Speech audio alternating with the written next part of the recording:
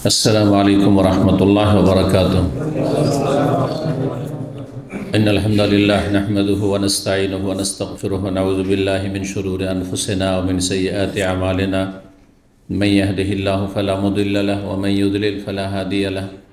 व अशहदु अन ला इलाहा इल्लल्लाहु वहदहु ला शरीका लहु व अशहदु अन्ना मुहम्मदन अब्दुहु व रसूलुहु सल्लल्लाहु तआला अलैहि व अला आलिहि व सहबिहि व सल्लम तस्लीमन कसीरा।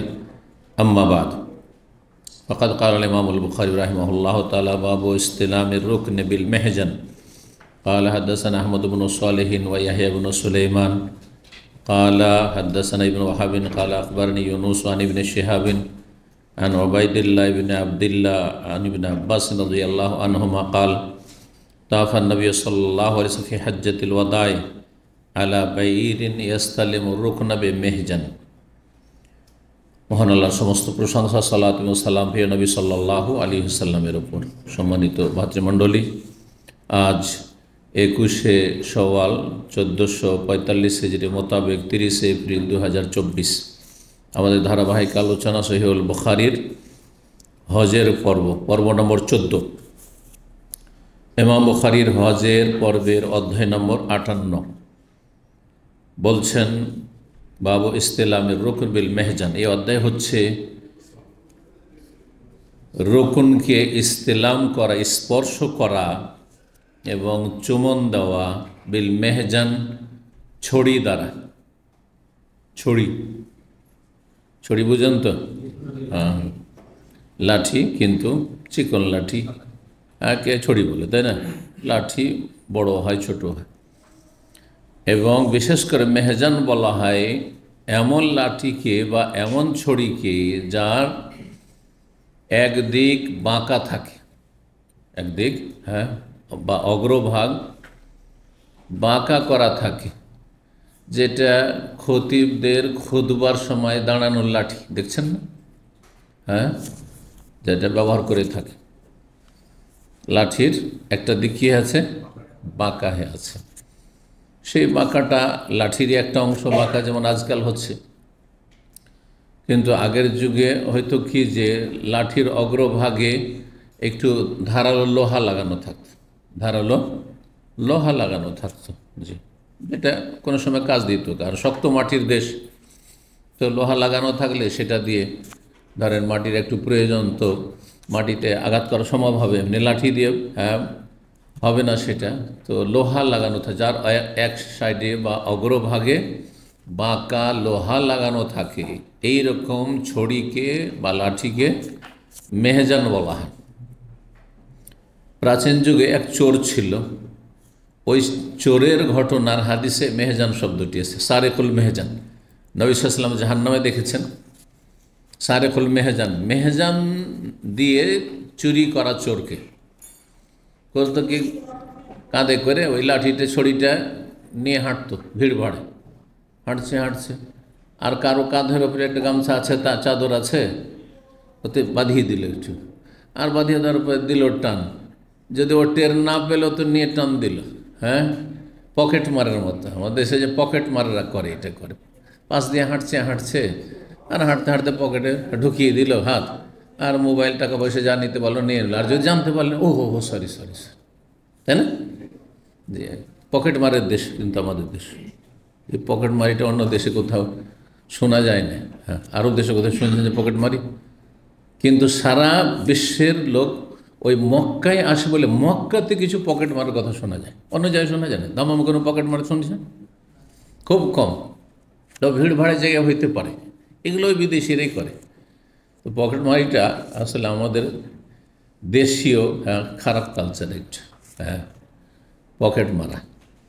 সেই করে ভিড় ভাড়ে হয়, ওইখানে হয়, কিন্তু মানে ব্যাগে হাত দিয়ে ট্রেনে চলে গেল, সাবধান। কিন্তু এখানে হয়েছে আমাদের একদিন, সেই জন্য বলছি। তো এগুলো বিদেশিরা বেশি করে, আল্লাহ হেফাজত করুক। তারপর তুলনামূলক কম হয়। যত বেশি চুরি আমাদের দেশে হয় আর পকেটমারি হয়, ছিনতাই হয়, আল্লাহ হেফাজত করুক। নিরাপত্তাহীনতা মানুষের পাপের কারণে। তো মেহজান এই চোরকে নবী সাল্লাল্লাহু আলাইহি ওয়াসাল্লাম জাহান্নামে জ্বলতে দেখেছেন। ওইভাবে আঁকড়া বিশিষ্ট লাঠি নিয়ে ঘুরতো, আর তারপরে আটকে দিল, ফাঁসিয়ে দিল কারো কিছুতে, আর তারপরে যদি টান দিয়ে নিয়ে নিল, টান দিয়ে নিয়ে গেল, ধরেন ঘাড়ে গামছা নিয়ে ঝুলাইছে, এনেকে ঝুলায়, আর যদি ওইটাই চুরি করতো, একটা কাপড়ই চুরি করতো, একটা গামছা চুরি করতো, এগুলো ফুটপাতিয়া চোর। তো আর যদি টের পেয়ে গেল তাহলে ও খেয়াল করিনি, মাফ করবেন, খেয়াল করিনি করতে। ওখানে মেহজান শব্দটি রয়েছে, এখানে এসছে। ইমাম বুখারী রাহিমাহুল্লাহ বলছেন যে কেউ যদি রুকনকে, মানে রুকনে আসওয়াদকে, যেখানে হাজরে আসওয়াদ আছে, হাজরে আসওয়াদের কর্নারে কেউ ইস্তেলাম করে, মানে টাচ করলো, স্পর্শ করে, ইস্তেলাম মানে গতকালকে বলেছি, আর তার সাথে যদি চুমনের জায়গা হয় তো চুমন করা, তা চুমনের জায়গা হচ্ছে এই হাজরে আসওয়াদ। হাজরে আসওয়াদের দুটি সুন্নাত, স্পর্শ করা, ছোঁয়া, আর তার সাথে চুমা দেওয়া। পক্ষান্তরে তার আগে যে রুকনে ইয়ামানি আছে ওখানে শুধু ইস্তেলাম মানে স্পর্শ করা, সেখানে চুমন দেওয়া জায়েজ নয়, চুমন দেওয়া বেদাত। অনেক অজ্ঞতার কারণে আমরা করছে, দেখছি এখানে তো ভিড়ভাড় কম, অনেকে হাত লাগাচ্ছে, ওর সাথে ও হাত লাগিয়ে ও দিয়ে দিল চুমা, মনে করলো যে আমি একটা সুন্নতি কাজই করলো, নাকি না, গুনার কাজ করলো সে। একটা কর্নারে দুটো বৈশিষ্ট্য আছে, সেজন্য সেখানে স্পর্শ এবং চুমন। আর একটা কর্নারে একটি বৈশিষ্ট্য আছে, সেই জন্য শুধু স্পর্শ। বাকি দুটো কর্নারে বৈশিষ্ট্য নেই, ইব্রাহিম আলাইহিস সালাম বুনিয়াদের কোনো বৈশিষ্ট্য নেই, সুতরাং সেখানে ছোঁয়াও চলবে না আর চুমন দেওয়া চলবে না। সেই দুটো কর্নার কোন দিকে? উত্তর দিকে, উত্তর পশ্চিম, উত্তর পূর্ব, উত্তর দিকে, মদিনার দিকে। জি, রুকনে শামি, রুকনে ইরাকি। জি, তো 1607 নম্বর হাদিস দেখেন, ওবায়দুল্লাহ ইবনে আবদুল্লাহ ইবনে উতবা বিন মাসউদ, আবদুল্লাহ মাসউদের ভাইয়ের নাম উতবা ছিল, সে উতবার ছেলে আবদুল্লাহ, আবদুল্লাহর ছেলে ওবায়দুল্লাহ। তিনি বড় আলেম, ফাকিহ, তাবেঈ ছিলেন। তাবেঈনদের যুগে মদিনায় 7 জন সবচেয়ে বিখ্যাত আলেম ছিলেন, তাদের অন্যতম ফোকাহে সাবা মদিনা। মদিনার 7 জন ফোকাহার কথা আমি বিভিন্ন দর্শে আলোচনা করেছি। তাদেরকে এলমের সাগর বলা হয়তো ওই যুগে। এজা কিলমান ফিল এলমে সাবাত আবহরিন, 7 সাগর। ফকুল হুম ওবায়দুল্লাহ, উরওয়াত, কাসেম, সাইদুন, আবু বকরিন, সুলাইমান ও খারিজা। এই 7 জন। এই ওবায়দুল্লাহর কথা, ওবায়দুল্লাহ বিন আবদুল্লাহ বিন উতবা বিন মাসউদ, মানে আবদুল্লাহ বিন মাসউদের বংশেরই, যে তার ভাইয়ের ছেলের ছেলে, ভাইয়ের ছেলে ছেলে। তিনি বর্ণনা করছেন ইবনে আব্বাস রাদিয়াল্লাহু তাআলা আনহুমা, প্রখ্যাত সাহাবী থেকে, কালা, তিনি বলেন, তাফান নবী সফি হজ্জাতুল ওয়াদায়, নবী সাল্লাল্লাহু আলাইহি ওয়াসাল্লাম তওয়াফ করলেন বাইতুল্লাহর বিদায় হজে, আলা বাইরিন, উটের পিঠে চেপে। তাহলে বোঝা গেল যে বাহনে চেপেও বাইতুল্লাহর তওয়াফ করা যাবে, যদি অনুমতি থাকে। আজকাল তো আর অনুমতি নেই, কিন্তু তখন চারিদিকে খোলা ময়দান ছিল, খোলা ময়দান ছিল, কোনো মসজিদের কোনো বিল্ডিং নির্মাণ ছিল না চারিদিকে। এই যে নির্মাণটা একটু নিচু হয়ে দেখছেন না, এটা পুনর্নির্মাণ এখন করা হলো, কিন্তু এইটা মূলত তুর্কি আমলের, তার আগেরও নয়, মানে আব্বাসী আমলেরও নয়, আর ওই ওমাইয়া আমলেরও নয়, তুর্কি আমলের। আর তারপরের যে জায়গাটুকু, হ্যাঁ, সেগুলো একটা অংশ হচ্ছে বাদশাহ সৌদ রাহিমাহুল্লাহর জামানা, আর একটা অংশ বিশাল, যেটা বড় অংশ, যেটাতে এসি লাগানো আছে, বিনা এসিতে, কিন্তু ঠিক ওই আপনার মসজিদ হারামের সেম ওই রকম তৈরি, ওইটা হচ্ছে বাদশাহ সৌদের জামানার। আর যেটাতে এসি লাগানো আমাদের চোখের সামনে 30-35 বছর আগে তৈরি হয়েছে, আমরা দেখলাম যে তৈরি হতে লাগলো, আর তারপরে তৈরি হলো কয়েক বছরতে। আমরা তারপরে নতুন হারামে আমরা সালাত পড়ে মদিনা থেকে পাশ করে গেছি, আজ থেকে 30-32 বছর আগে, 1993, মানে 93-এর দিকে হয়ে গেছে প্রায়। তো 30 বছর, কিন্তু শুরু হয়েছে তার আগে, হ্যাঁ, শুরু হয়েছে 1988-89 শুরু হয়েছে, আর 89 এসেছি আমরা মদিনায়। তো ওই সময় প্রথম কাজ শুরু হয়েছিল, মাত্র পিলারগুলোর কাজ শুধু শুরু হয়েছিল, কোনো ছাদটা কিছুই ছিল না, দেয়াল ছিল না, তো ছোট্ট হারাম ছিল। তারপরে আর একটা এক্সটেন্স শুরু হইল মালিক আবদুল্লাহ, বাদশাহ আবদুল্লাহর যুগে, যেটা আপনার একটা সাইডে, শুধু একটা সাইডে, কিন্তু বিশাল বিশাল এরিয়া নিয়ে। জি, মালিক ফাহাদ রাহিমাহুল্লাহর এক্সটেনশনটা, সম্প্রসারণটা সবচেয়ে বেশি, মানে চারিদিকে, এবং খুব উন্নত মানের হয়েছিল। আর তারপরে তখন এখন যেটা হইল মালিক আবদুল্লাহ রাহিমাহুল্লাহর যুগে। বা সেটার কাজে এখনও চলতি আছে। তো কি বলতে গিয়ে বললাম, খোলা জায়গা ছিল, আর সেখানে এসে মাতাফ তওয়াফের জায়গা সব সরজমিন মাটি ছিল, পাথরওয়ালা মাটি ছিল, সেখানে কেউ হেঁটে তওয়াফ করছে, আর কেউ কারো প্রয়োজন যে হাঁটতে পারবে না হয়তো, বা হাঁটতে কষ্ট হচ্ছে, অসুস্থ, উটের পিঠে, নবী সাল্লাল্লাহু আলাইহি ওয়াসাল্লাম উটের পিঠে একবার তওয়াফ করেছেন, হেঁটেও করেছেন, কিন্তু উটের পিঠেও করেছেন। নবী সাল্লাল্লাহু আলাইহি বিবিগণ উটের পিঠে করেছেন। নবী সাল্লাল্লাহু আলাইহি ওয়াসাল্লাম বলছেন তার বিবিকে, অসুস্থ ছিলেন একজন উম্মে সালমা সম্ভবত, তুফি মিন ওয়ারাইন নাস ওয়া আনতা রাকিবা, তুমি মানুষরা, পুরুষরা তো কাবার কাছাকাছি তওয়াফ করছে, তুমি তাদের থেকে একটু দূরে সরে তওয়াফ করো, এবং আনতা রাকিবা, এবং তুমি বাহনের পিঠে, সওয়ারের উটের পিঠে। জি, আজকাল যেহেতু এইরকম কোনো বাহন সেখানে চলবে না, সেই জন্য একটা যুগ ছিল, দেখেছেন কি না, পালকি নিয়ে ঘুরত। হ্যাঁ, এই পেশায় কিছু লোক নিয়োজিত ছিল, 4 জন ধরে আছে, যেমন মরা আর খাট থাকে না, মরা লাশের খাট থাকে, ওই রকম 4 জন পালকি ধরে আছে, আর ওতে মানুষ, বুড়ো মানুষ বসে আছে, অচল মানুষ বসে আছে, আর কাঁধে করে ঘোরাচ্ছে, এগুলো ছিল। আর তারপরে ওইটাও নিষিদ্ধ হইল, ওটা আমরা দেখেছি, কিন্তু এটা 20-25 বছর আগে ছিল। আর তারপরে ওইটা উঠে যে এখন কী হয়েছে, শুধু হুইল চেয়ার, কিন্তু হুইল চেয়ার নিচে আর ঢুকতে পারবে না, যে আলহামদুলিল্লাহ নিচে ঢুকতে পারে না, নাহলে কত লোককে যে জখম করত, কত লোক যে এখানে আহত হয়, দিল, আঘাত করেই দিল, ব্যাস, আর কি করবে, আফওয়ান আফওয়ান, হ্যাঁ, সরি, আর কি, ব্যাস। যারা আজকাল হুইল চেয়ারে তওয়াফ করছে, তারা যাও 2 তলা দিয়ে ঘুরো, 3 তলা দিয়ে ঘুরো, ছাদের উপর দিয়ে ঘুরো, হ্যাঁ, 2-4 কিলোমিটার। তো এই ছিল হাদিস। নবী সাল্লাল্লাহু আলাইহি ওয়াসাল্লাম উটের পিঠে কি করেছেন, তওয়াফ করেছেন। তওয়াফ করা অবস্থায় ইয়াস্তালিম রুকনা, রুকনকে, কর্নার, রুকন মানে কোনা, কর্নার, এটা রুকন, এটা রুকন, এটা রুকন, এটা রুকন, 4 কোনা। একটা কোনা, কোন কোনা, যেই কোনাতে হাজার আসওয়াদ আছে, সেটাকে ইস্তেলাম করতেন, স্পর্শ করতেন, মেহজান, এমন লাঠি দ্বারা যার অগ্রভাগ বাঁকা, বাঁকা অগ্রভাগ বাঁকা লাঠি দ্বারা তিনি কি করেছেন, স্পর্শ করেছেন। লাঠি দ্বারা স্পর্শ করলেন, আজকাল খতিবদের হাতে যে লাঠি থাকে সেম ধরনের লাঠি, লাঠি দ্বারা স্পর্শ করার পর লাঠিতে চুমন দেওয়া জায়েজ রয়েছে। এর কয়েকটি স্তর এর আগে বলেছি।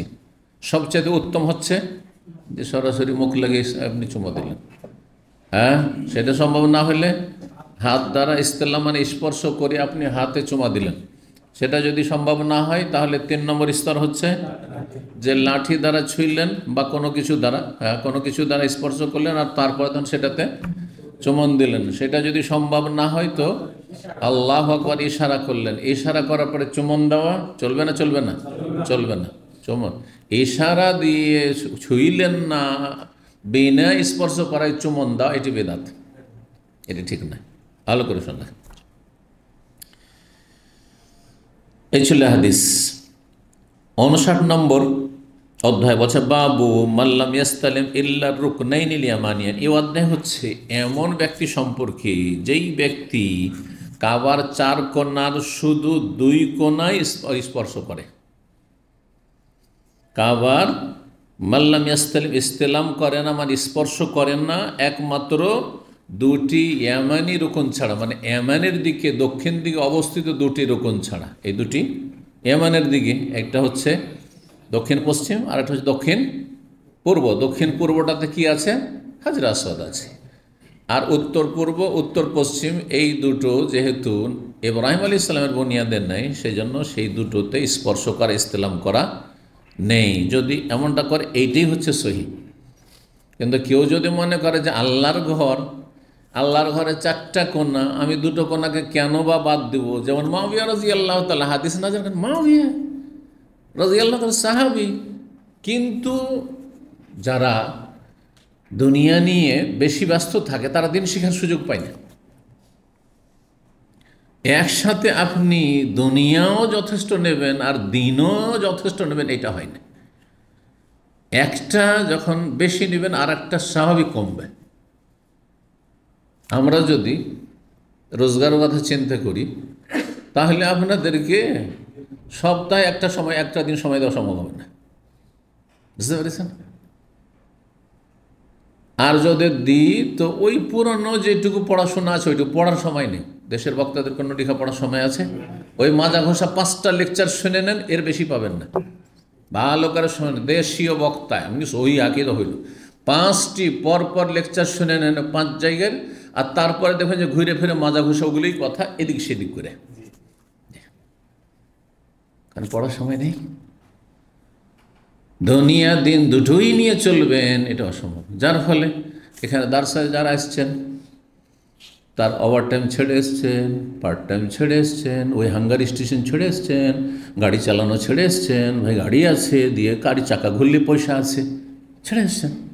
আর যারা দেখছি বাপরে এই সন্ধ্যাবেলা যদি ডিউটির ফাঁকে একটু হাঙ্গার করে নিই, 25, 50, 100 ইনকাম করে নিলাম, ওই 1 ঘন্টা গিয়ে তো লস। তাহলে তাদের দুনিয়া হচ্ছে কিন্তু দিন হয় না, দিন শিখা হয় না। দুটো একসাথে জমা হবে না। কেউ যদি মনে করেন নেতাগিরি করে এমপি আর চেয়ারম্যান হব, আর আমি শেখের আলেমদের কাছে বসে বসে এলেম শিখবো, তা হবে না। কারণ ওর ধান্দা লাগা আছে যে আমার ওই পদটা কী করে ঠিক থাকে, ওটার জন্য দৌড়াইতে হবে, ছুটতে হবে, ওটার জন্য সবসময় তাকে চিন্তা করতে হবে। দুটো পুরোপুরি জমা হবে না। তবে দিনটাকে রেখে যতটুকু দুনিয়া আসে চলে যাচ্ছে, না খেয়ে থাকি না, আমার পরিবার না খেয়ে থাকে না, আলহামদুলিল্লাহ সংসার চলে যাচ্ছে। আপনি ধন সম্পদের পাহাড় করে করবেন নাকি? সেখানে এক্ষুনি মরে গেলে মরবেন না। তারপরে পয়সাগুলো কার? পয়সাগুলো কার? যারা থাকলো তাদের। প্রথম মরে যাওয়ার পরে আজকালকার জামানায় যেহেতু ব্যাংকে টাকা রাখছেন না, ভালো করে শুনুন, বড় বড় পয়সাওয়ালাদের খবর রাখে, তাদের বাড়ির খবর রাখে। মরার সাথে সাথে তারা খুঁজছে যে এটিএমগুলো কোথায় আছে, কার্ডগুলো কোথায় আছে, আর কোন ব্যাংকে কত টাকা আছে, আর কে আগে হাতিয়ে নিতে পারে, কে আগে হাতিয়ে নিতে পারে কোন কার্ডগুলো। ব্যাস, জি জি। তাহলে আপনাকে চাই না। 1 সপ্তাহ হয়নি, সব ভুলে গেছে, বিয়ে শাদী বাড়িতে ধুমধাম, 1 সপ্তাহ ধুমধাম বিয়ে শাদী চলছে। অথবা রাজনৈতিক তারা ফিল্ডে আছে, সুতরাং রাজনৈতিক ধুমধাম আমোদ ফুর্তি ফুলমালা চলছে, অথচ 1 সপ্তাহ হয়নি বাপ মরা মা মরা। তাহলে আপনাকে চাই না, আপনার পয়সা চাই মানুষ। আপনি কারোর জন্য পয়সা করে যাচ্ছেন, জাহান্নামে যাবেন আপনি মরলে। আল্লাহ হিদায়াত দান করুন। এই জন্য দুনিয়া 2 নম্বরে, 1 নম্বরে আখিরাত রাখুন, তাহলে সফল। আল্লাহ তৌফিক দান করুন। তো শোনেন, কথা প্রসঙ্গে বললাম কথাগুলি। 1608 নম্বর হাদিস, আবু সাসা তাবেই বলছে আন্নাহু ক্বাল ওয়া মান ইয়াত্তাকি শাইআন মিনাল বাইতি। এই আবু সাসারও মত এটাই ছিল যে বাইতুল্লাহর কোন জায়গায় ছাড়বো, সবই তো বরকতের। যুক্তিতে মুক্তি। আজকাল বেদাতিরা এসে যেখানে সেখানে কাবা ঘরে চুমা দেয়। কাবা ঘরে তো কাবা ঘরে, মসজিদে নববীর যে বিশাল চত্বর এরিয়াতে। 1 বছর আমি মসজিদে নববীতে ডিউটি করেছি, কথা বুঝতে পেরেছেন। 1992-এর দিকে প্রায় ডিউটি করেছি। তো মসজিদে নববীতে ডিউটি করছি, তো হজ মৌসুমে প্রায় 2-3 মাস ডিউটি থাকতো, কয়েক ঘন্টা করে আসর থেকে নেশা পর্যন্ত। তো একজন পাকিস্তানি মহিলা, অনেকে আসছে, তার মধ্যে একজন পাকিস্তানি মহিলা দৌড় দিয়ে আবেগের সাথে আসছে। আর আসার পরে একবারে নতুন নতুন তখন বিল্ডিং হয়েছে বাদশা ফাহাদের ওই এক্সটেনশন, তার আগে তো টিন শেড ছিল, ওগুলোর মধ্যে চোখে দেখা চালাতে পড়েছে টিন শেডে সেই গরমে। আর তারপরে তখন দিল এসে চুমা দিল বাবু সালামের বাইরে ওই দিকে। তখন আমি বললাম যে বাবা এতে চুমা দিতে নেই, এগুলোতে চুমা দিতে নেই। বাবু সালামের বাবুর রহমত যেটা লেখা আছে ওই জায়গাতে, ওই যেখানে, তো চুমা দিতে নেই। তখন সে অসন্তুষ্ট বলছে চুমা দিতে নেই কেন, এত টাকা খরচ করে এসছি, আর এটা করতে নেই, ওইটা করতে নেই, চুমা দিতে নেই, তো কী কাজে এসছি, কী কাজে এসছি, এইভাবে আমাকে বলছে। বুঝতে পেরেছেন? আবেগের ধর্মকর্ম। তো এই আবু সাসা বলছেন যে ওয়ামান ইয়াত্তাকি শাইআন মিনাল বাইতি, বাইতুল্লাহর কোনো যে কোনো কিছু থেকে কে দূরে থাকতে পারে? আল্লাহর ঘর মোবারক ঘরে কোন জায়গা থেকে আপনি দূরে থাকবেন যে এটা ছুবো এটা ছুবো না? যে কোনো জায়গায় ছুলে অসুবিধাটুকু, যে কোনো কর্নার ছিল। ওয়াকানা মুআবিয়াতু ইস্তালিমুল আরকান, মুআবিয়া রাদিয়াল্লাহু তাআলা আনহু তিনি যখন আসতেন তখন কি করতেন? 4টা কোণা স্পর্শ করতেন। ওদিকে হিজরের কোণাগুলি যে আছে, যেগুলো কোরাইশদের তৈরি করা কোণা, ইব্রাহিম আলাইহিস সালামের কন্যার নয়, সেগুলো স্পর্শ 4 জায়গাতে। হাত লাগাইতেন, অথচ দেশের খলিফা। বরং ইসলামের ইতিহাসে 6 নম্বর খলিফা আবু বকর। 6 নম্বর কেন? কে বলতে পারে এটা? কেন 6 নম্বর বললাম? 6 নম্বর না 5 নম্বর?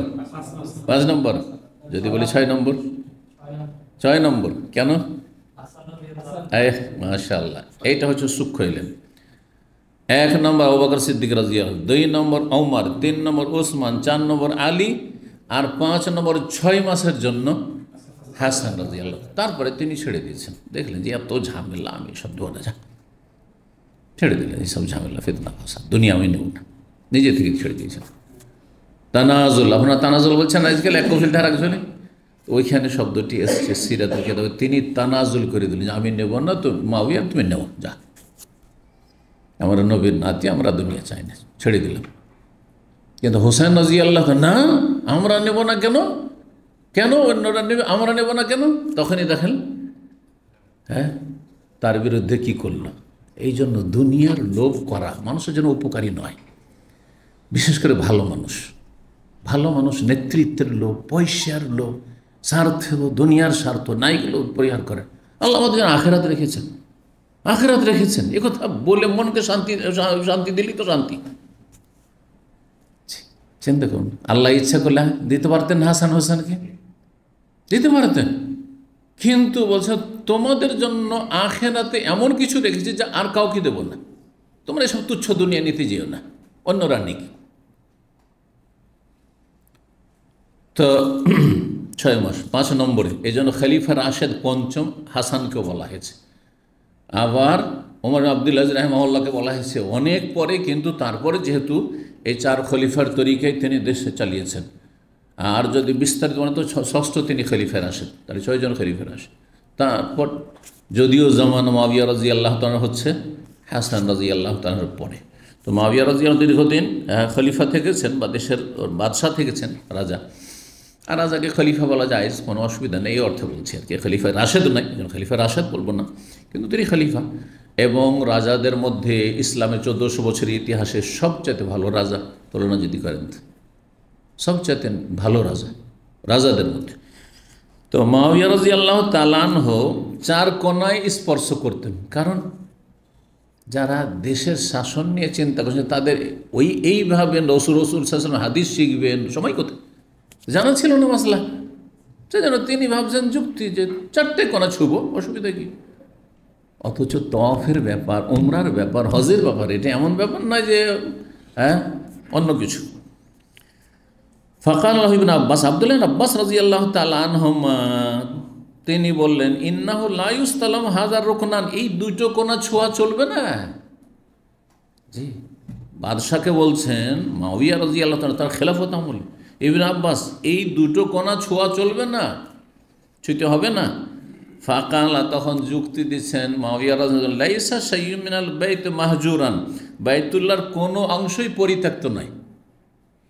বাইতুল্লাহর কোনো অংশ মাহজুরান, পরিত্যক্ত বা ছেড়ে দেওয়ার নয়। সুতরাং আমি 2 কোণা ছুঁব, 2 কোণা ছুঁব না, এটা কেন করবো? 4 কোণাই ছুঁব। যুক্তি চলবে? কিন্তু মুআবিয়ার যুক্তি না চলে তো এই যুগের মোল্লা মৌলবীর কী করে যুক্তি চলবে? তিনি সাহাবী, নবী সাল্লাল্লাহু আলাইহি ওয়াসাল্লামের সালা, আত্মীয়, তারপরও তার যুক্তি চলেনি, অচল।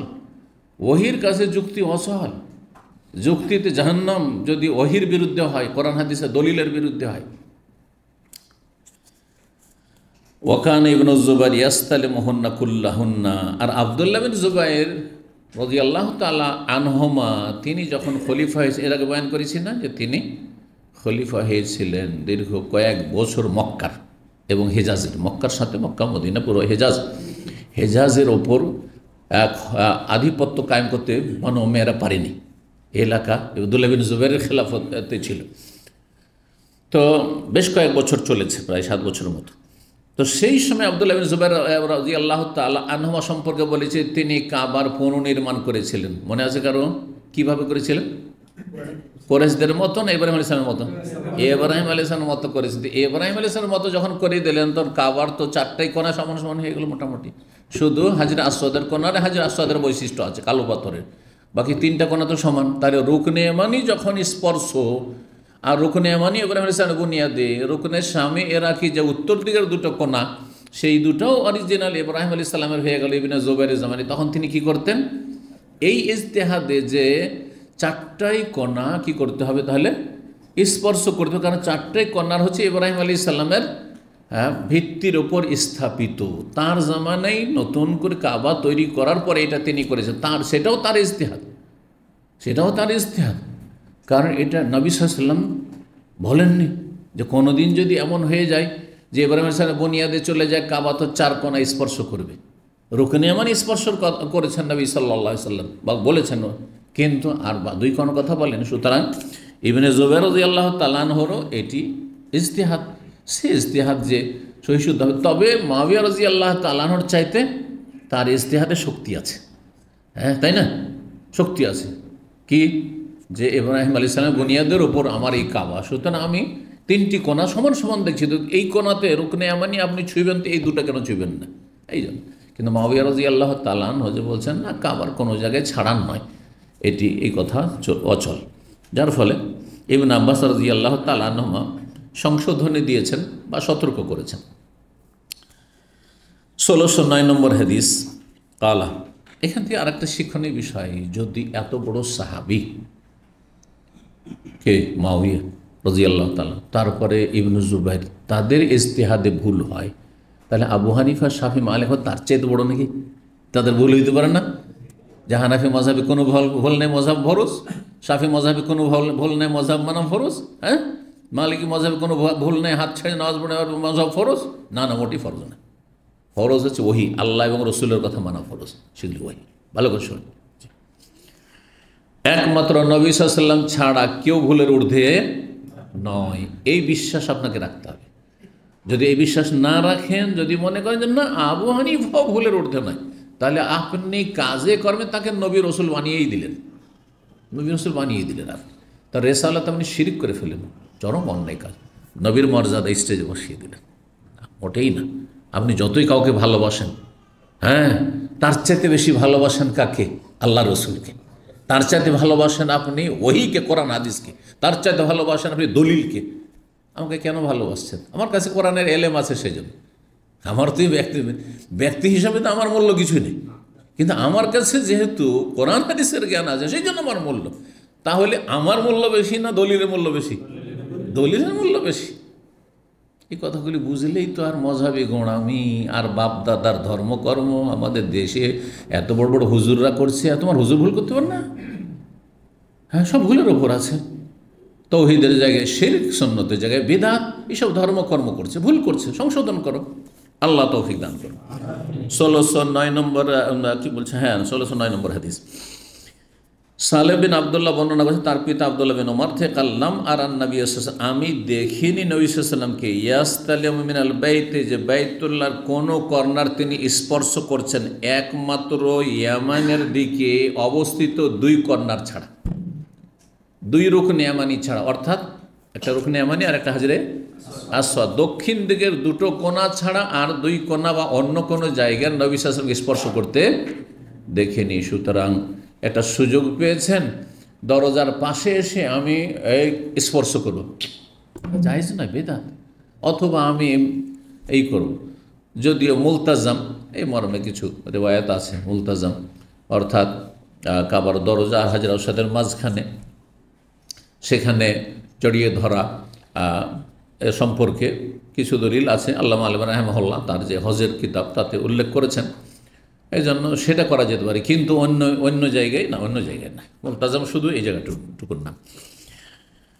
60 নম্বর অধ্যায় বাবু তাকবিল হাজার। এই অধ্যায় হচ্ছে হাজরে আসওয়াদকে চুমো দেওয়া সম্পর্কে। তাকবিল, কাব্বালে তাকবিল মানে চুমুন দেওয়া। 1610 নম্বর হাদিস বলছেন, আমি ওমর বিন খাত্তাব রাদিয়াল্লাহু তাআলা আনহুকে দেখেছি কাব্বাল আল হাজার, তিনি হাজরে আসওয়াদকে চুমন দিলেন। লাউলা আন্নী রাআইতু রাসূলুল্লাহ সাল্লাল্লাহু আলাইহি ওয়াসাল্লাম কাব্বালাকা মা কাব্বালতু, আমি যদি না দেখতাম রাসূলুল্লাহ চুমন দিতে, তাহলে তোমাকে আমি চুমন দিতাম না। গতকাল হাদিসটি পড়েছেন। 1611 নম্বর হাদিস বলছেন, সাআলা রাজুল ইবনে ওমর, আব্দুল্লাহ বিন ওমর রাদিয়াল্লাহু তাআলা আনহুকে জিজ্ঞেস করলো জনৈক ব্যক্তি, আন ইসতিলামিল হাজারি, হাজরে আসওয়াদ চুমো দেওয়া বা স্পর্শ করা সম্পর্কে। ফাকাল, বলে, রাআইতু রাসূলুল্লাহ ইয়াসতালিমুহু ওয়া ইউকাব্বিল, আমি দেখেছি রাসূলুল্লাহ রাসূলুল্লাহ সাল্লাল্লাহু আলাইহি ওয়াসাল্লামকে হাজরে আসওয়াদকে তিনি চুমাও দিয়েছেন আর ছুঁয়েছেন, স্পর্শ করেছেন আর চুমা দিয়েছেন, দুটোই করেছেন।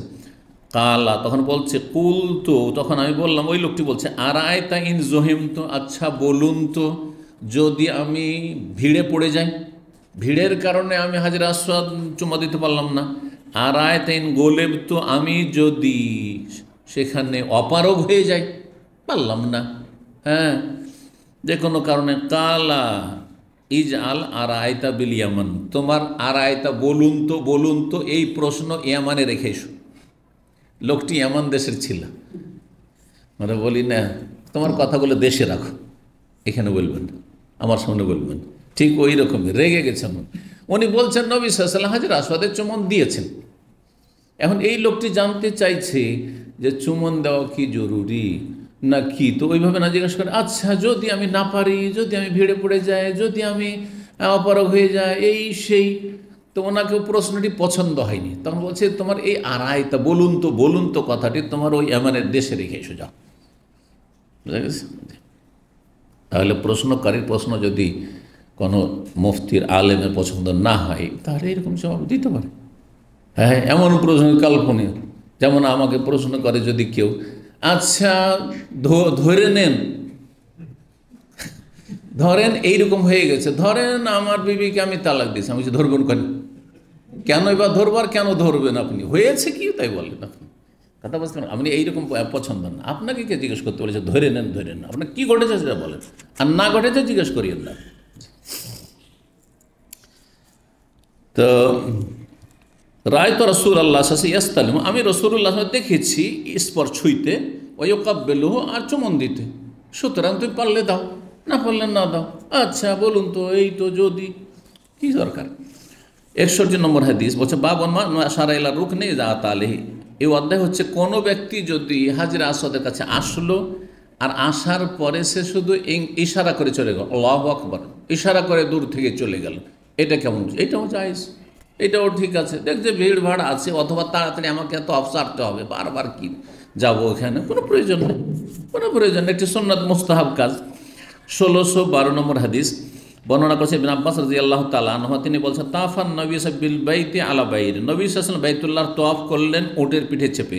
কুল্লামা আতা আলা রুকনে, যখনই আসছিলেন তিনি রুকনে ইয়ামানি মানে হাজরে আসওয়াদের সামনে, আশারা ইলাইহি, এখানে রুকন মানে হাজরে আসওয়াদের কর্নার, রুকনে ইয়ামানিকে যদি স্পর্শ করতে পারেন স্পর্শ করবেন, কিন্তু ওখানে ইশারা করা আছে, ওখানে কিন্তু ইশারা করা নাই, আবার ওখানে শুধু ছুঁইতে পারলে ছুঁইবেন, আর না হলে বাদ দেবেন আপনি।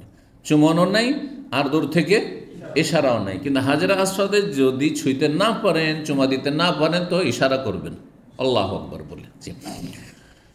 তো বলছেন যখনই আসছিলেন হাজরে আসওয়াদের কর্নারে আশারা এলিয়ে, তখন নবী সাল্লাল্লাহু আলাইহি ওয়াসাল্লাম উটের পিঠ থেকে আল্লাহু আকবার ইশারা করছিলেন।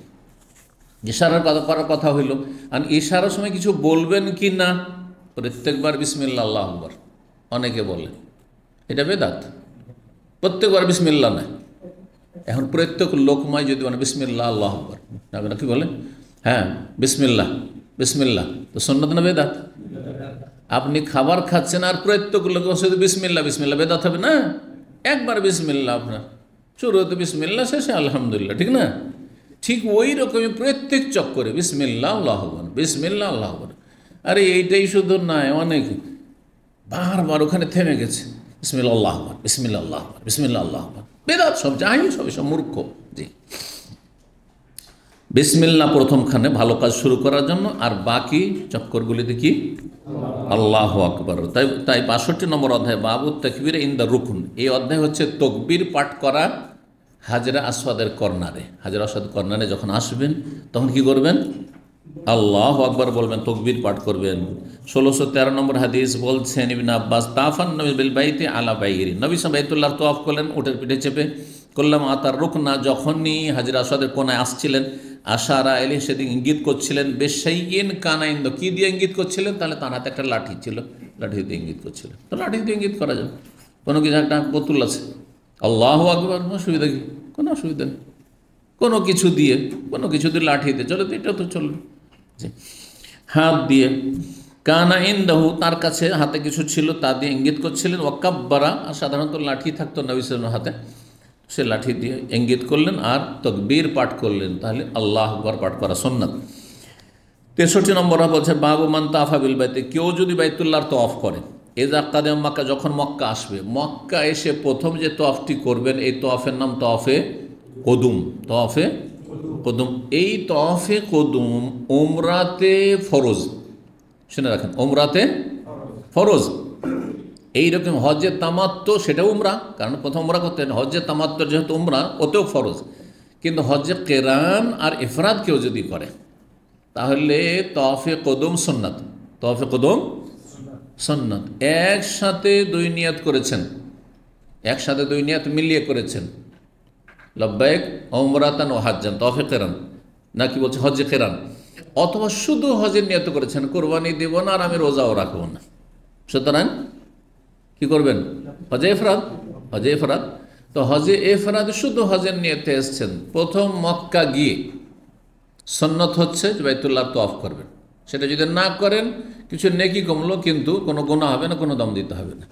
তাহলে কেউ যদি হজে ইফরাদে গিয়ে সরাসরি মেনা চলে যায়, মেনাতে গিয়ে উঠল একবারে, বাস থামলো মেনাতেও, খেমাতে থেকে গেল, এখান থেকে দামাম থেকে যারা যান বাসে তাদেরকে মেনা নিয়ে যাওয়া হয়, নিয়ে গিয়ে তাঁবু দেখিয়ে দেওয়া হলো, তাঁবুতে মাল সামান ব্যাগটাকে রেখে দিলাম, তারপরে তখন হয়তো তওয়াফ করার জন্য নিয়ে যাওয়া হয়, অথবা বলা হয় নিজের নিজের মতো উমরা করতে চলে যান।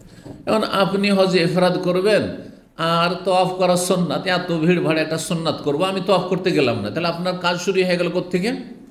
মেনা থেকে শুরু হলো, একটা সুন্নাত শুধু ছুটলো হজে ইফরাদে, হজে কেরানে। কিন্তু হজে তামাত্তু হইলে আমরা যেহেতু উমরা করতে হবে আর উমরাতে রুকুন, তাহলে হজে যেমনটা বললাম হজে কেরান আর ইফরাদ ছাড়া হজে উমরাতে বা হজে তামাত্তুতে কি তওয়াফে কদুম হচ্ছে ফরজ, বাকি কেরান আর ইফরাদে হচ্ছে সুন্নাত। আর 10 তারিখের যে তওয়াফ সেটা ফরজ, রোকন। জি, আর বিদায়ী তওয়াফ সেটা হচ্ছে ওয়াজিব। মাফ আছে কার জন্য? যদি মাসিক হয়ে যায় বা প্রসূতির রক্ত আসা, বাচ্চা ভূমিষ্ঠ হয়ে যাবে, রক্ত আসা শুরু হয়, তাহলে মাফ, তাহলে ছাড় আছে। জি, আর বাকি নফল তওয়াফ, নফল মানে নফল, তাহলে তওয়াফের এতগুলি প্রকরণ: নফল তওয়াফ, সুন্নাত তওয়াফ, ফরজ রুকুন তওয়াফ আর ওয়াজিব তওয়াফ। জি, আর একটা ফরজ তওয়াফ আছে, সেটা মান্যতের তওয়াফ। কেউ যদি মানত করে যে আল্লাহ আমার ছেলেটা যদি হাফেজ হয়ে যায়, হ্যাঁ, বা আমার মেডিকেলে ভর্তি হয়ে যায়, হ্যাঁ, বা আমার চাকরিটা হয়ে যায়, তো আমি কি করব? আল্লাহর ঘরে একটা তওয়াফ করব। তাহলে তখন নিজের উপর ফরজ করে না, ফরজ হয়ে যাবে, তখন ফরজ হয়ে গেল, আপনার ফরজ করে নেওয়ার কারণে মানত পুরা করা ফরজ। তো কেউ যদি বাইতুল্লাহর তওয়াফ করে মক্কা এসে, কাবলা ইয়ারজা ইলা বাইতিহি, বাইতুল্লাহ নিজের বাড়ি ফিরে আগে, বাড়ি আসার আগে মক্কা গেলেন, তখন মক্কায় যাবেন তো আল্লাহর ঘরের জিয়ারত করেন। এমনি মক্কায় গেলেন হয়তো আত্মীয়র সাথে দেখা করতে, বাইতুল্লাহর তওয়াফ করেন একটা, এমনি তওয়াফ করলেন, মুস্তাহাব সুন্নত কাজ করলেন, আল্লাহর ঘর জিয়ারত করলেন, জরুরি নয়। কিন্তু যদি আপনাকে উমরা করতে হয় তাহলে অবশ্যই করতে হবে। তো মক্কা গেল, তারপরে বাড়ি ফেরার আগে কী করলো? বাইতুল্লাহর তওয়াফ করলো। আর তারপরে তওয়াফ করলে 7 চক্কর দিলে 2 রাকাত পড়তে হবে, সেটি হচ্ছে সুন্নাত। সেটি হচ্ছে সুন্নাত। কিসের সুন্নাত? সুন্নাত তওয়াফ, তওয়াফের সুন্নাত সেটি, তার হুকুম সুম্মা খারাজা। আর তারপরে উমরার যদি এটি তওয়াফ হয় তাহলে সাফাই যাবে না, সাফা মারার সাই করবেন। সাফা মারার সাই করার পরে কী কাজ বাকি? চুল কাটা, মাথা মুন্ডন অথবা চুল ছোট করা। তো সংক্ষেপে অধ্যায় বলা হয়েছে 1614 এবং 15 নম্বর হাদিস, একসাথে দুটো হাদিস এখানে বর্ণনা করেছেন।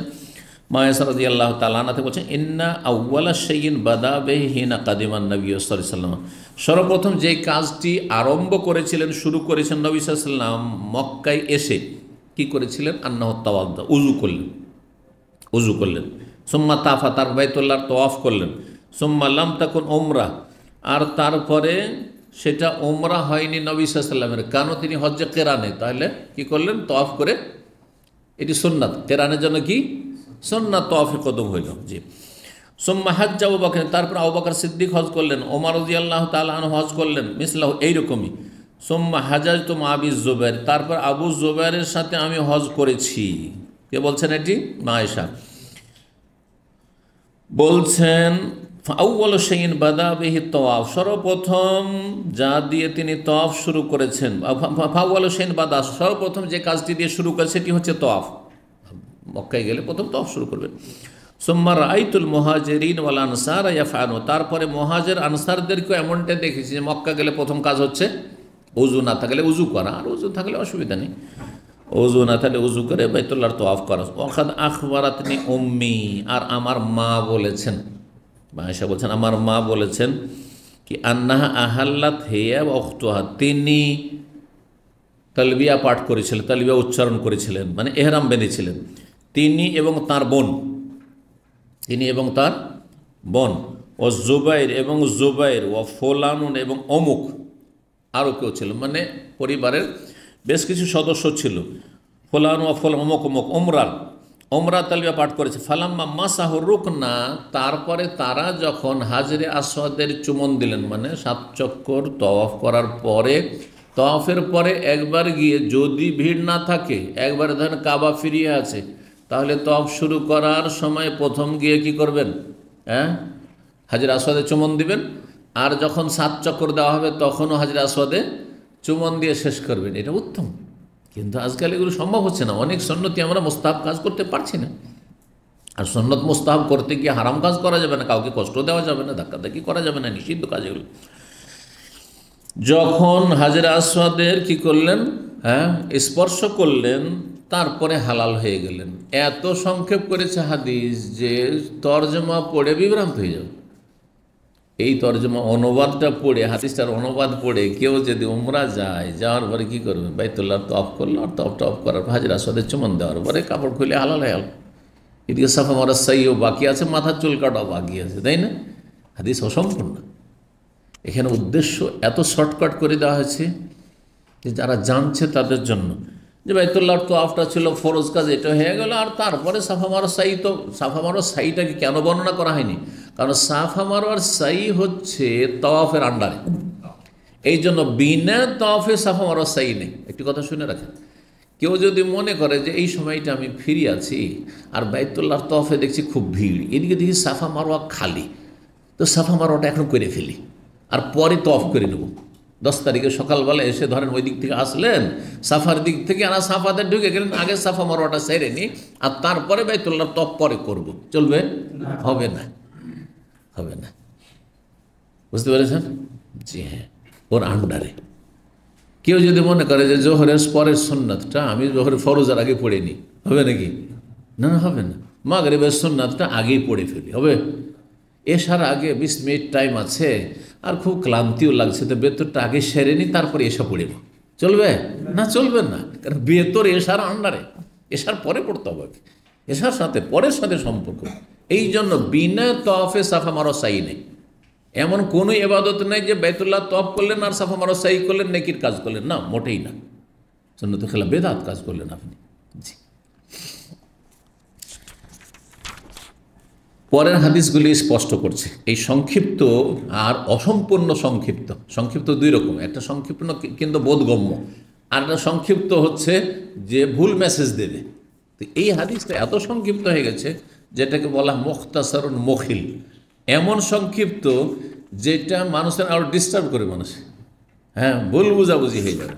তো পরের হাদিসগুলি কিন্তু ক্লিয়ার করেছে। 1616 নম্বর হাদিস দেখেন, আব্দুল্লাহ ইবনে উমর রাদিয়াল্লাহু তাআলা বলছেন, আন্না রাসূলুল্লাহ সাল্লাল্লাহু আলাইহি ওয়াসাল্লাম কানা ইযা তাফা ফিল হজ্জ আবিল উমরাতে, নবী সাল্লাল্লাহু আলাইহি ওয়াসাল্লাম যখন হজ কিংবা উমরায় তওয়াফ করতেন, আউয়ালা মা ইয়াকতামু, সর্বপ্রথমে তওয়াফ করলেন, এই তওয়াফে কী করতেন, সালাসাত আতওয়াফিন, প্রথম 3 চক্কর একটু দৌড় দিতেন, যেটাকে রামাল বলা হয়, ধাপ ছোট করে। ও মাসা আরবাতান, আর পরের 4 চক্কর স্বাভাবিক চলতেন।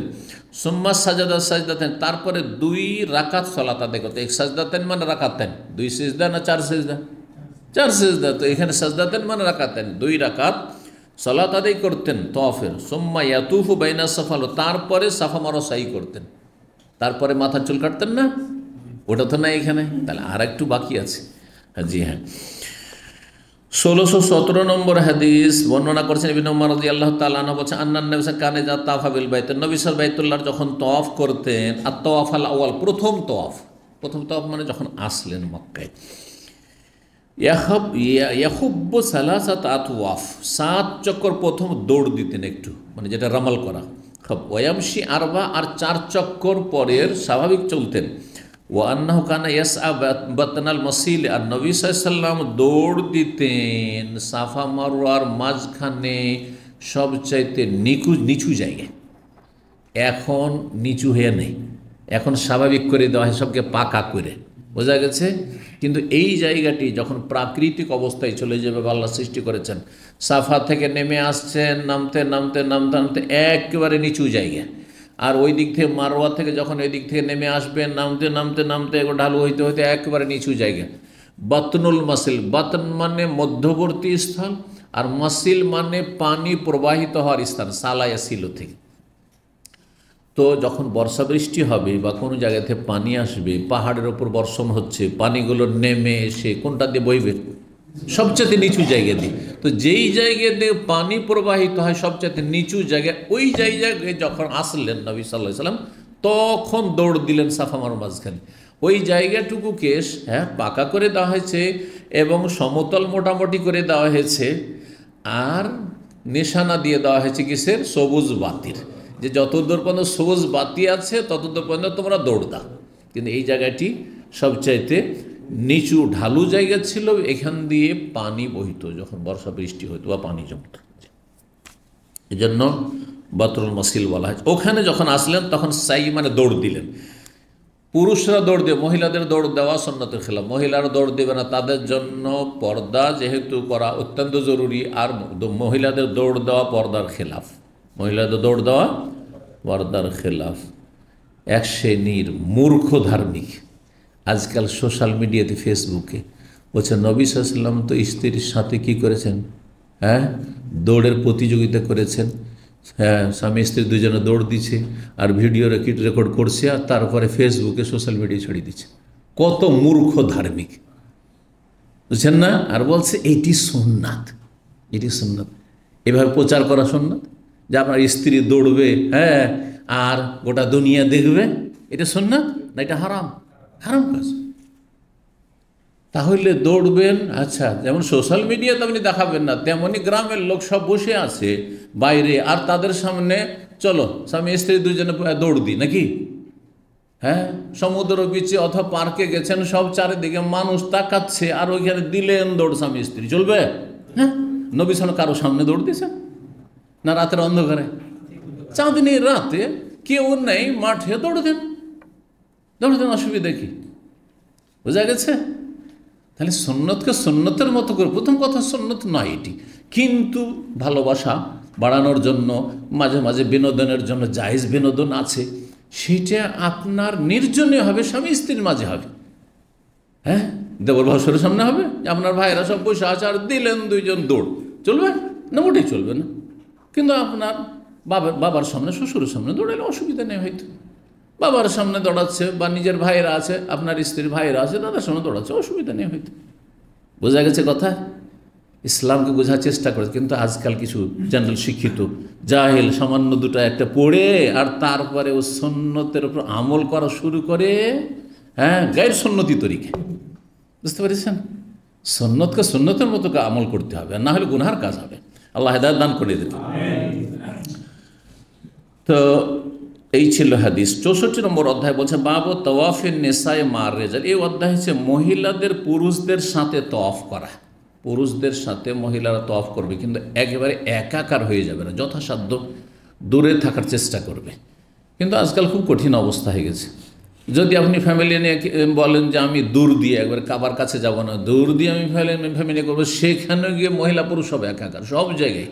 সুতরাং ফাত্তাকুল্লাহ মাস্তাতা, যথাসাধ্য আল্লাহকে ভয় করেন। এই ক্ষেত্রে যদি পারেন যে আপনার সাথে আর একজন মাহারাম পুরুষ, ধরেন আপনার শ্যালক আছে, আপনার ভাই তো আর আপনার স্ত্রীর মাহারাম না, কিন্তু আপনার শালা আপনার স্ত্রীর মাহারাম, আপনি সামনে আর আপনার স্ত্রী আপনার পেছনে, আর পেছন দিকে ধরেন আপনার শালা আছে অথবা আপনার শ্বশুর সাহেব আছে, আর তারপরে তখন আপনি এইভাবে যথাসাধ্য বাঁচার চেষ্টা করছেন, এইভাবে করেন। আর এই নয় যে স্ত্রীকে ছেড়ে দেন, ও অন্যদের সাথে ধাক্কাধাক্কি করছে, গায়ে ঘাসে ঘাসে আপনিও করছেন, না না না, এগুলো মোটেই উচিত নয়। যদি এবাদতের জায়গা হয়তো এইখানে এমন কোনো হতভাগান নেই যার হয়তো চিন্তা চেতনা সেই খারাপের দিকে যাবে, সব আল্লাহর ঘরের জিয়ারতে আছে, কিন্তু তারপরেও কিছু তো ধানের মধ্যে চিটা অবশ্যই আছে। ধানের মধ্যে চিটা অবশ্যই আছে। আর তারপরে শরীয়তের বিধান আপনার মসজিদ, গায়ের মসজিদ, আল্লাহর ঘর, অন্য জায়গায়, সব জায়গায় একই রকম। হ্যাঁ, এই জন্য যথাসাধ্য বাঁচার চেষ্টা করতে হবে। আল্লাহ তৌফিক দান করেন। জি, ভিড় ভাড়কে এড়িয়ে চলতে হবে। আপনাকে চিন্তা করতে হবে যে আমি ফ্যামিলি নিয়ে এসেছি, সুতরাং কোন সময় একটু ভিড় হালকা থাকে। এই নয় যে এক্ষুনি আমাকে ঢুকতে হবে। রাত্রে মানুষ এসা পরে, সবার পেশাব পায়খানার বেগ থাকে, না পেটে খিদা থাকে, ও আসর থেকে বসে আছে, চলো এখন চলে যাবে। চলে যাওয়ার পরে আমি রাত্রে 10টার দিকে ঢুকবো, এই সময়টা 10টা থেকে 12টা, অথবা 12টা থেকে 3টার মধ্যে। কিন্তু 2টা 3টার দিকে আবার ভিড় শুরু হয়ে যাবে। হ্যাঁ, ফজর পরে চলেন, ফজর পরে আধা ঘন্টা 1 ঘন্টা ভিড় থাকবে, তারপরে মানুষ এখানে ঘুমাবার পরিবেশ, সুতরাং চলে যাবে, তখন একটু হালকা হবে। এগুলো চিন্তা করা উচিত একজন মানুষ, যদি দিনদার মানুষ এভাবে চিন্তা করবে। আল্লাহ তৌফিক দান করুন। বড় জটিল হয়ে গেছে আজকাল পরিবার নিয়ে আসলে তওয়াফ করা আর এসাই করা আর তারপরে উমরা করা আর হজ করা বড় কঠিন হয়ে গেছে। আল্লাহ সহজ, এই জন্য এত বেশি বেশি নফল পরিবার নিয়ে করার কোনো প্রয়োজন করে না, এত নফল করার কোনো প্রয়োজন করে না। ফরজ আদায় হয়ে গেছে। হ্যাঁ, 1বার 2বার হয়ে গেছে, আলহামদুলিল্লাহ আলহামদুলিল্লাহ। যখন দেখবেন যে ভিড়ভাড় কম আছে, যদি হয় তাহলে গেলে, না নয় কোনো জরুরি না। যারা জীবনে আসতে পারেনি, প্রথমবার আছে, তাদেরকে সুযোগ দেন। আপনার জন্য মেলা নেকি রাস্তা খোলা আছে। আপনি নিজের বাড়িতে বসে প্রতিদিন হজ উমরার সব কামাইতে পারবেন, আছে না? হ্যাঁ, আপনি যদি ফজর পর মুসাল্লাতে বসে যান আর সূর্য উঠা পর্যন্ত জিকির আজকার করতে থাকেন আর 2 রাকাত পড়েন না, ফজিলত না ইশরাকের, তাহলে প্রতিদিন আপনি হজ উমরা সব হাসিল করতে পারছেন। তো যথাসাধ্য বাঁচবে, কিন্তু মহিলারা পুরুষের সাথে তওয়াফ করবে, নবী সাল্লাল্লাহু আলাইহি ওয়াসাল্লাম, কিন্তু যথাসাধ্য দূরে থাকার চেষ্টা করবে। উম্মাহাতুল মুমিনিন বা সাহাবিয়াতগণ এইরকমটাই করতেন, এইরকমটা করতেন। এবং নবী সাল্লাল্লাহু আলাইহি ওয়াসাল্লাম বলেছেন যে তুমি তওয়াফ করে তো দূর দিয়ে তওয়াফ করো, পুরুষরা কাবার কাছাকাছি থাকছে, তুমি একটু দূর দিয়ে। আর একটু হওয়া উচিত। একসময় ছিল যে মহিলাদের একটু বলা হইতো যে তোমরা দূর দিয়ে করো, আলাদা খানিকটা থাকতো, আমরাও দেখেছি এটা। 1618 নম্বর হাদিস বর্ণনা করছেন প্রখ্যাত তাবেঈ আতা, ইমাম আতা মক্কি, মক্কার তাবেঈ ছিলেন। ইজ মানা ইবনে হিশাম আন-নিসা আত-তাওয়াফ মার রিজাল।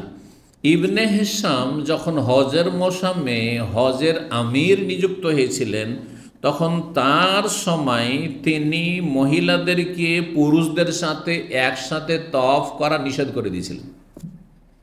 ঘটনা ছিল, হিশাম বিন আব্দুল মালিক বিন মারওয়ান যখন খলিফা ওমাইয়াদের, আব্দুল মালিক বিন মারওয়ানের ছেলে কয়েকজন খলিফা হয়েছে, ওয়ালিদ বিন আব্দুল মালিক, হিশাম বিন আব্দুল মালিক। তো এই হিশাম বিন আব্দুল মালিকের জামানে হিশাম বিন আব্দুল মালিকের আর এক নিকট আত্মীয়, যার নাম কি ছিল ইবনে হিশাম, মানে হিশামের ছেলে, ওর নিজের ছেলে নয় কিন্তু হিশামের ছেলে। হিশামের 2 ছেলে 2 শহরের গভর্নর ছিল তার জামানে। হিশাম বিন আব্দুল মালিক যখন খলিফা, আর ওমাইয়াদের রাজধানী কোথায় ছিল দেখি কে বলতে পারে? ওমাইয়াদের রাজধানী মক্কায় না মদিনায় না বাসরায় না কুফায়? ওমাইয়াদের দামেস্কে, সিরিয়াতে দামেস্কে। আর কুফাতে ছিল আলী রাদিয়াল্লাহু তাআলা আনহুর রাজধানী। আর 4 খলিফার হাসান পর্যন্ত মদিনায়। জি জি। আর মক্কায় রাজধানী ছিল আব্দুল্লাহ বিন জুবাইরের মধ্যে কয়েক বছর। এগুলো জেনে রাখা, এই মোটা কথাগুলি, হ্যাঁ, নবী সাল্লাল্লাহু আলাইহি ওয়াসাল্লামের জীবনীর বাস, প্রথম যুগের সাহাবায়ে কেরামদের যুগের, এগুলো গুরুত্বপূর্ণ বিষয়। তো যাই হোক, হিশাম বিন আব্দুল মালিক যখন রাজা, তখন তিনি দায়িত্বশীল নিযুক্ত করলেন তার নিকট আত্মীয় ইবনে হিশাম, মানে হিশামের সন্তানকে, ছেলেকে। হিশামের ছেলের নাম কি ছিল? এখানে 2টো মত হয়েছে ভাষ্যকারদের এই হাদিসে। কেন? বুখারীর শারহাতে তারা লিখেছেন, আরবি শারহাগুলো যে ভাষ্যগুলো রয়েছে। মদিনার গভর্নর ছিলেন ইব্রাহিম বিন হিশাম, তার নিকট আত্মীয়। আর ইব্রাহিমের আপন ভাইয়ের নাম ছিল মোহাম্মদ বিন হিশাম, মক্কার গভর্নর। কারণ রাজতন্ত্রের আমলে, রাজতন্ত্র তাদের ওমাইয়াদের রাজতন্ত্র, তখন খেলাফতের রাশেদার পরে নিজের বংশের লোকেরা হবে আর নিজের নিকট আত্মীয়রা হবে, যত দায়িত্বে থাকবে, হ্যাঁ, পদস্থ ব্যক্তি সব কি হবে? নিজের বংশের হবে অধিকাংশ, এই বিষয়টি। তো তাই ছিল। তো তার নিকট আত্মীয় এই 2 জন গভর্নর, একজন মক্কার আর একজন মদিনার। সেই জন্য ইবনে হিশাম এখানে বলছে হিশামের ছেলে। এখন ইবনে হিশাম ইব্রাহিম, কেউ বলছেন না ইব্রাহিম মদিনার গভর্নর, তাকেও দায়িত্ব দেওয়া হয়েছিল যে এই বছরে তুমি মক্কার হজের দায়িত্ব পালন করবে। হজের দায়িত্বশীল তুমি, হজের দায়িত্বশীল, কারণ হজেরও একজন নেতা নিযুক্ত করা হইতো, নেতা নিযুক্ত করা হইতো। আর কে বলছেন না, মক্কার গভর্নর মোহাম্মদ বিন হিশাম ছিলেন তিনি, এই জন্য দুটোই কথা বলা হয়েছে। তো এই ইবনে হিশাম মানে মোহাম্মদ বিন হিশাম অথবা ইব্রাহিম বিন হিশাম, যেই হোক না কেন, দু ভাইয়ের এক ভাই, মহিলাদের ক্ষেত্রে ফরমান জারি করলো যে পুরুষদের সাথে একসাথে তপ করতে পারবে না, ভিড় বাড়ে ঠিক হবে না, করতে দেবো না। তাহলে পুরুষরা যখন তপ করবে মহিলারা করবে না, মহিলারা যখন করবে তো পুরুষরা করবে না। এটা নবী সাল্লাল্লাহু আলাইহি ওয়াসাল্লামের জামানায় হয়নি, করেননি, 4 খলিফার জামানায় হয়নি। তিনি নতুন একটা শাসক হিসেবে বা দায়িত্বশীল হিসেবে কী করলেন, ফরমান জারি করলেন।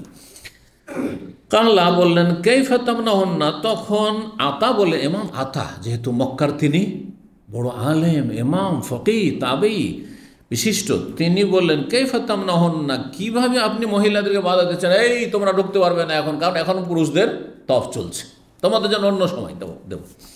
ওয়াকাতাফা নিসাউন নবী মার রেজাল, অথচ নবী সাল্লাল্লাহু আলাইহি ওয়াসাল্লামের সহধর্মিণীগণ পুরুষদের সাথে তফ করেছেন, মানে পাশে কিনারা কিনারা তফ করেছেন।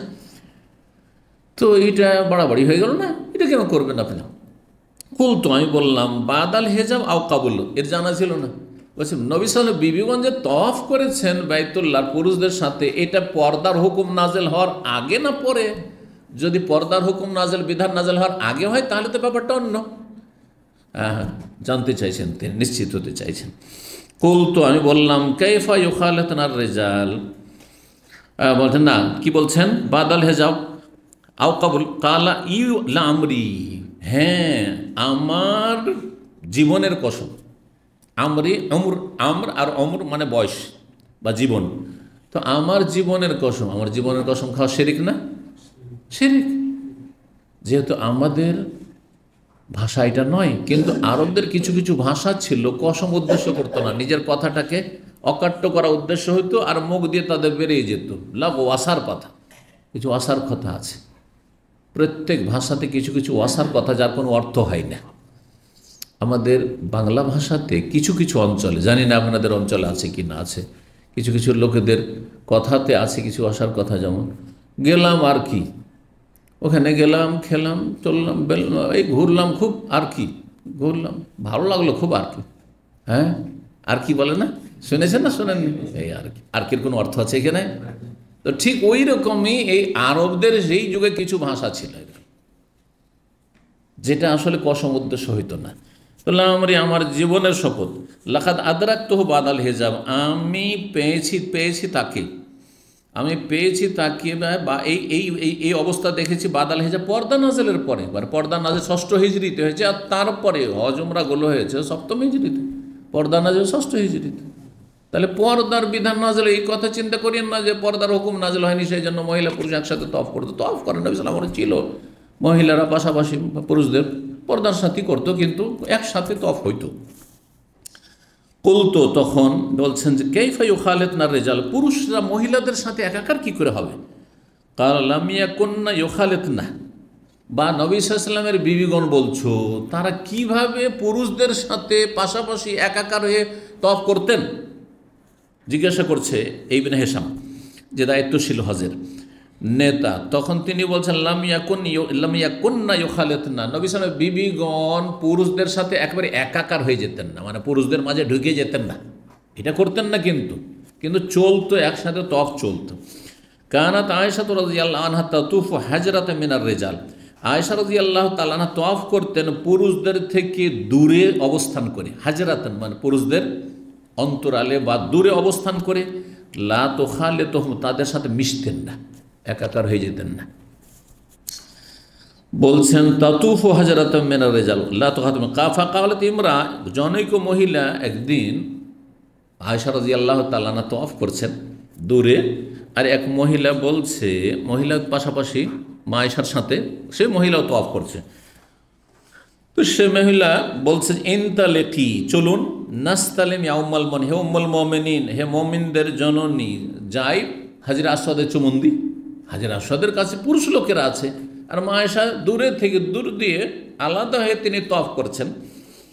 তখন তো আর এরকম ভিড়ভাড় হইতো না যে একেবারে মহিলা পুরুষের কাছাকাছি, মাঝখানে ফাঁকা, তারপরে ওইদিকে মহিলারা ঘুরছে, জি, অল্প লোকের তওয়াফ চলত। তো ওই মহিলা তখন প্রস্তাব দিচ্ছে যে চলেন যাই আর একটু আমরাও হাজের আসদে চুমন দিই। কালাত, তখন মা আয়েশা বলছেন রাগান্বিত, ইনতালিকি আনকে, যাও যাও তুমি যাও, হ্যাঁ পুরুষদের মাঝে গিয়ে আমি হাজের আসদে চুমন দেবো? ইনতালিকি আনকে, তুমি যাও এখান থেকে, দূরে যাও। ও আবাদ, তিনি অস্বীকার করলেন যেতে, হাজের আসদে চুমন দিতে অস্বীকার করেন, কারণ কাবার চারদিকে পুরুষরা ঘুরছে, তফ করছে। ফাকুন্না ইয়াখরুজনা মুতানাক্কিরাতিন বিল্লাইলি, বলছেন যে নবী সাল্লাল্লাহু আলাইহি ওয়াসাল্লামের সহধর্মিণীগণ রাতের অন্ধকারে অচেনা হয়ে হারামে ঢুকতেন, মানে বোরখা পরে পর্দা করে এমনভাবে ঢুকতেন যে কেউ চিনতে পারতো না যে নবীর বিবি এই বোরখা পরে আছে। এইভাবে অচেনা হয়ে এমনভাবে যেতেন না যে দেখলে চিনে নেবে, এইভাবে যেতেন। মুতানাক্কিরাতিন বিল্লাইল, রাতে, তাহলে রাতে যেতেন, দিনে নয়। তারপরে হ্যাঁ একবারে জানিয়ে নয় যে আমরা আছি, হ্যাঁ নবীর সহধর্মী, না একবারে কেউ যেন বুঝতে না পারে, টের না পায়। ফায়াতুফনা মার রেজাল, পুরুষদের সাথে সাথে তফ করতেন কিন্তু দূরে থেকে। ওয়ালাকিন্নাহুন্না ইজা দাখালনাল বাইত, তবে তারা যখন বাইতুল্লাহ প্রবেশ করতেন, কুমনা, তখন তারা অবস্থান করতেন, অপেক্ষা করতেন, দাঁড়িয়ে থাকতেন, তাহলে তফ শুরু করতেন না। হাত্তা ইয়াদখুলনা, প্রবেশ করতেন, ও উখরিজা রিজাল, তারপরে পুরুষদের তফ শেষ করার পরে যখন পুরুষরা বেরিয়ে চলে যেত আর পুরুষ নেই, তখন তারা ঢুকতেন। এটাও চেষ্টা করতেন তারা। আর যদি কখনো করতেন তো দূর দিয়ে করতেন, যেমন মা আয়েশা রাদিয়াল্লাহু তাআলা আনহা করেছেন। কিন্তু বেশিরভাগ এমন হইতো যে পুরুষরা যখন বেরিয়ে চলে গেছে, এই সময় আর গভীর রাতে আর কোনো পুরুষ নেই, সব বেরিয়ে চলে গেছে, হারাম খালি হয়ে গেছে, তখন তারা তফ করতেন। এখন তার এরকমটা হবেও না, আর হয় না। হ্যাঁ, একমাত্র করোনার সময় হয়েছে, তাই না? আল্লাহ দেখিয়ে দিয়েছেন আল্লাহ সবই করতে পারে, সব জামানাতে সবই করতে পারে আল্লাহ রাব্বুল আলামিন। আল্লাহু আকবার। ওয়ালাকিন্নাহু ইযা দাখালনাল বাইতা কুমনা হাত্তা ইয়াদখুলনা উখরাজা রাসূল কুনতু আতি আয়েশা আনা ওয়া উবাইদ ইবনে উমাইর ওয়া হিয়া মুজাবিরা ফি জাওফি সাবিল, বলছেন আমি আসতাম আয়েশা রাদিয়াল্লাহু তাআলা আনহার কাছে, আর উবাইদ বিন উমাইর কোথায়? হ্যাঁ, যখন তিনি সাবির পাহাড়ে তিনি অবস্থান করছিলেন। সাবির পাহাড় মেনা আর দিকে রয়েছে, মেনা মুজদালিফা ওই দিকে রয়েছে, তো সেই পাহাড়ের আর দিকে অবস্থান, হয়তো সেখানে ছিলেন কোনো সময়। কুলতু, তখন আমি জিজ্ঞাসা, মা ও মা হেজাব ওহা, যখন গেলেন আয়েশা রাদিয়াল্লাহু তাআলা ওখানে, তখন তার পর্দা হেজাব কী ছিল শরীরে? কালা হিয়া ফি কুব্বাতিন তুর্কিয়াতিন, তিনি একটি তুর্কি, হ্যাঁ তুরস্কের তৈরিকৃত বা তুরস্কে তৈরি হয় এমন ছোট্ট তাঁবুতে ছিলেন। কুব্বা ছোট তাঁবুকে বলা হয়। আজকাল দেখছেন না বিভিন্ন এই পার্ক টার্কে বা এই সমুদ্রের পিছে ছোট্ট একটু করে খিমা লাগিয়ে নিচ্ছে, এটা ফ্যামিলি বসবে তো 2-4-5 জন হয়তো বসা যাবে, 2-3 জন 4 জন বসা যাবে, এরকম। লাহাকে শাওন, তার একটা পর্দা ছিল, মানে ঢোকার জন্য বা বের হওয়ার জন্য ওখানে একটা পর্দা ঝুলছিল। গেশাওন মানে গেতাওন, সেখানে একটা আবরণ ছিল। অমা বাইনা অবাইনাহা গায়রু যালিকা, এছাড়া আর কিছু ছিল না। আর ভিতরে আছেন, এমনি দেখতে পেয়েছেন, আর নবী সাল্লাল্লাহু আলাইহি ওয়াসাল্লাম বিবিগণকে তেমন না, ভিতরে আছেন তারা। ও রায়তু আলাইহা, বলছেন যে তাকে দেখেছিলাম, দের আন মুওয়াররাদান, তিনি একটি ঢিলা ঢালা জামা পরেছিলেন, যেটি গোলাপি রঙের। কালো রং জরুরি নয়, তবে কালো রং উত্তম। কালো রঙের সবচাইতে কম আকর্ষণ আছে, এই জন্য কালো বোরকা দিনদার ধার্মিকরা পছন্দ করে।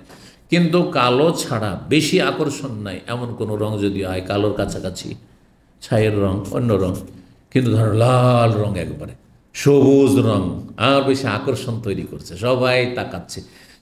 সেখানে আর কেউ নেই, শুধু একটা, হ্যাঁ 100টির মধ্যে একটা এমন রং আছে যে সব পুরুষ ওই দিকেই তাকাবে, ওই মহিলার ওই আকর্ষণীয় কাপড়ের তাকাবে, তাহলে এইরকম আপত্তি করে এরকম পোশাক। জি, কিন্তু ধরেন অনেকে আছে, কেউ কালো পরে আছে, কেউ আর কোনো ধূসর কাপড় পরে আছে, যাতে বেশি কোনো আকর্ষণ নাই, এটা সবচেয়ে ভালো। আর কালো করলেন তার উপরে এমন করে নকশা টকশা করে, একবারে চাঁদ তারা আকাশের, একেবারে মনে হচ্ছে চাঁদনি রাত, হ্যাঁ, আর কি যে আকর্ষণীয়, তো হারাম এগুলো, এই বোরখা পরা না যায়। আল্লাহ হেদায়েত দান করুন। 1619 নম্বর হাদিস, আর এখানে শেষ করছি। বলছেন জাইনাব বিনত আবি সালমা, উম্মে সালমা রাদিয়াল্লাহু তাআলা আনহা থেকে বর্ণনা করে, নবী সাল্লাল্লাহু আলাইহি ওয়াসাল্লাম সহধর্মী উম্মে সালমা বলছেন, সাকাউতু ইলা রাসূলিল্লাহ, রাসূলুল্লাহ সাল্লাল্লাহু কাছে আমি অভিযোগ করলাম, কি আন্নি আশতাকি, যে আমি অসুস্থ। শিকায়া সাকুয়া মানে অভিযোগ করা, কমপ্লেনও হয়, আর সাকুয়া মানে অসুস্থ হয়, শরীরে কমপ্লেন মানে অসুস্থ। তো কি আন্নি আস্তা কি আমি অসুস্থ, ফাঁকাল অসুস্থ অবস্থায় কেমন করে তওয়াফ করব, মক্কা গিয়েছেন তওয়াফ করবেন কিন্তু অসুস্থ অবস্থায়। তখন তিনি বললেন নবী সাল্লাল্লাহু আলাইহি ওয়াসাল্লাম স্ত্রীকে, তুফি মি ওয়ারাইন নাস, এই হাদিসটি কিছুক্ষণ আগে শোনাচ্ছিলাম, তুমি পুরুষদের পেছন থেকে, পুরুষদের পেছন মানে পুরুষরা কাবার কাছাকাছি আছে, পুরুষদের পেছন থেকে তোমরা কি তুমি কি করো, তওয়াফ করো, আনতে রাখে বা তুমি বাহনে চেপে, বাহনে উটের পিঠে চেপে, তখনকার বাহন উঠছিল। ফাতুহ তো আমি তওয়াফ করলাম।